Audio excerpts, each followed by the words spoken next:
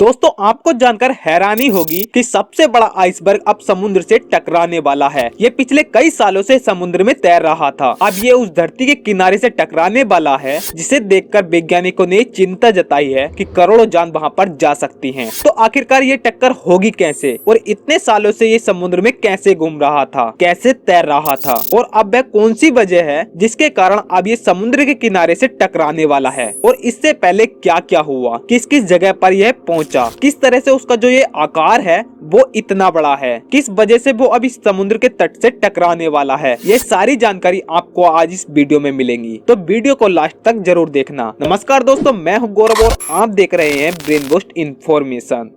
दोस्तों वैज्ञानिकों ने इस पर बहुत दिनों से नजर बना रखी थी कि ये आइसबर्ग आखिर जा कहां रहा है, क्योंकि अपने मूल स्थान से हटने के बाद कई जगहों पर पहुंचा और कई स्थानों पर वो फंसा रहा, लेकिन अब एक बार फिर ये समुद्री तट से टकराने वाला है और वैज्ञानिक लगातार इस पर नजर बनाए हुए हैं कि आखिर इसकी ऐसी टक्कर न हो जैसे कि आशंका जताई जा रही है कि उस स्थान पर रहने वाले करोड़ों लोगों की जान जा सकती है। ये जो शोध है ये अपने आप में बहुत ही आश्चर्यजनक खोज है कि ये जो इतना बड़ा खतरा धीरे धीरे समुद्र की ओर से हमारी धरती की ओर बढ़ रहा है, ये अपने आप में बहुत ही विध्वंसकारी हो सकता है। तो आइए इसके बारे में थोड़ा समझ लेते हैं कि ये जो A23A आइसबर्ग है, जिसे दुनिया का सबसे बड़ा आइसबर्ग कहा जा रहा है, वो कहां से निकला और कहां पर पहुंचने वाला है और इससे क्या क्या नुकसान होने वाला है। क्योंकि वैज्ञानिकों का ये दावा है कि ये दुनिया का जो सबसे बड़ा हिमखंड है A23A अब तबाही मचाने वाला है। ये दक्षिण अटलांटिक में स्थित दक्षिण जॉर्जिया और आसपास के द्वीपों से टकराने की कगार पर है। इससे इलाके की अनोखी और समृद्ध बायोडायवर्सिटी, जिसमें पेंगुइन, सील और दुर्लभ समुद्री प्रजाति शामिल हैं, उस पर गंभीर खतरा मंडराने लगा है और अगर ये टक्कर हुई तो करोड़ों जानवरों की जान जा सकती है।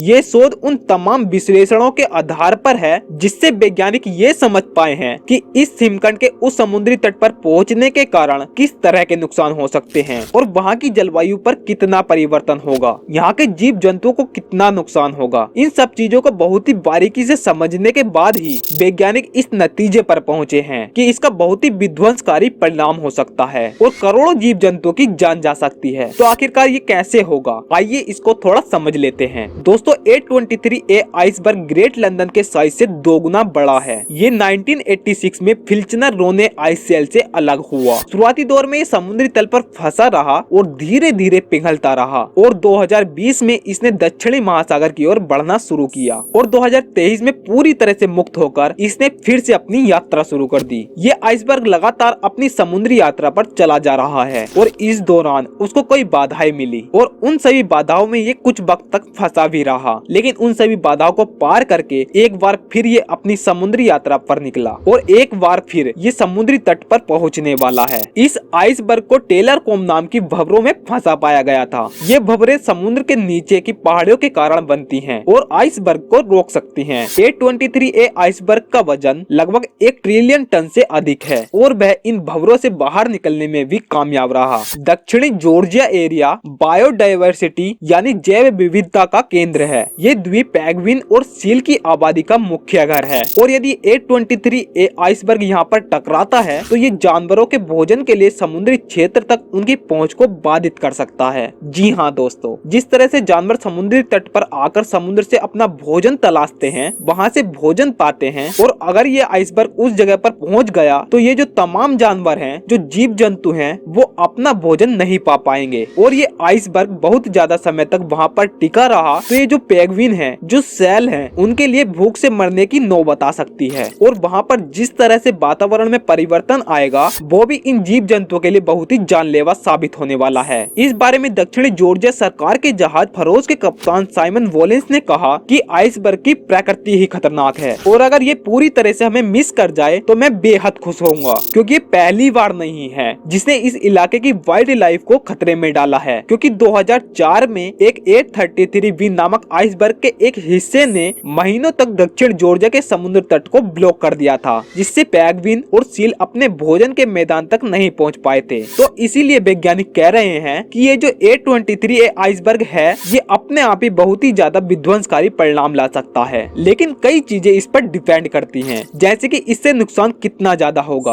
और उसमें से एक ये है ये दक्षिण जॉर्जिया के आसपास वाले द्वीपों के पास जहाँ पर इतने बड़े संकट की बात की जा रही है वहाँ पर कितने दिनों के लिए ये टिका है, और क्या ये हमेशा के लिए वहाँ पर फंस कर रह जाएगा। और अगर हमेशा के लिए वहाँ पर फंस कर रह गया तो नुकसान बहुत ज्यादा होने वाला है। लेकिन वैज्ञानिकों का ये भी मानना है कि जिस तरह ये एक अपनी लंबी यात्रा करके यहाँ तक पहुँचा है, हो सकता है कि वो यहाँ से भी आगे निकल जाए और एक बड़ा नुकसान होने से बच जाए। लेकिन फिलहाल तो वैज्ञानिकों को ये ही लग रहा है कि ये ज्यादा दिनों तक अगर यहाँ पर रहेगा तो करोड़ों जीव जंतुओं की जान जा सकती है। तो दोस्तों आज की वीडियो में बस इतना ही, और वीडियो कैसी लगी हमें कमेंट में जरूर बताएं। वीडियो पसंद आई तो वीडियो को लाइक करके हमारे चैनल को सब्सक्राइब भी जरूर करें। तो चलिए दोस्तों मिलते हैं अपनी नेक्स्ट वीडियो में, तब तक के लिए धन्यवाद।